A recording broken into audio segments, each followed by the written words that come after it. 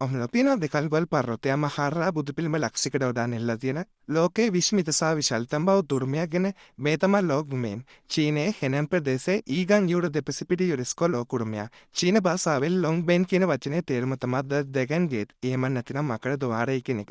මේ ඉතිහාසයේ කිස්තු වර්ෂ 493 දක්වා තියෙනවා. ඒ කියන්නේ වසර 1500කට වඩා ඈතට. ඔයාලා දන්නවද මේ මුළු කන්ද පුරාම ලෙන්කුඩි 2300කට වඩා හාරලා තියෙනවා. ඒ ලෙන්නල් බුදුපිළිම වංශේලා බෝධිසත්ව රූප රහතන් වහන්සේලාගේ ප්‍රතිමා සංඛ්‍යාව ලක්ෂයකට වඩා අධිකයි.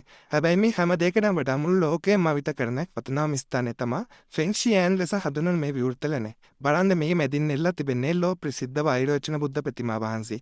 මේ ප්‍රතිමාවේ උස විතරක් මීටර් 17කට වැඩි.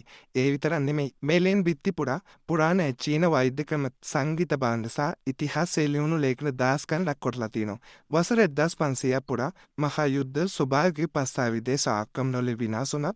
අදරත් මේ විශ්මිත කලාගාරයේ ජීවමානව පවතිනවා. හිතන්න කළුගල් මෙතර සූක්ෂම විදිහට හාරලා පිරිම ලක්ෂයක් නෙලන්න ඕන්ද තිබුණ ඒ මහා ඉවසීම හා කලාව පුදුමයි නේද? ඉතින් මකර ద్వාරයේ පිරිමේ විශ්වද බෞද්ධ ලෙන්සන් කියන සජීව බලන්න යන්න. ඉතින් ඔයාලා කැමතිද?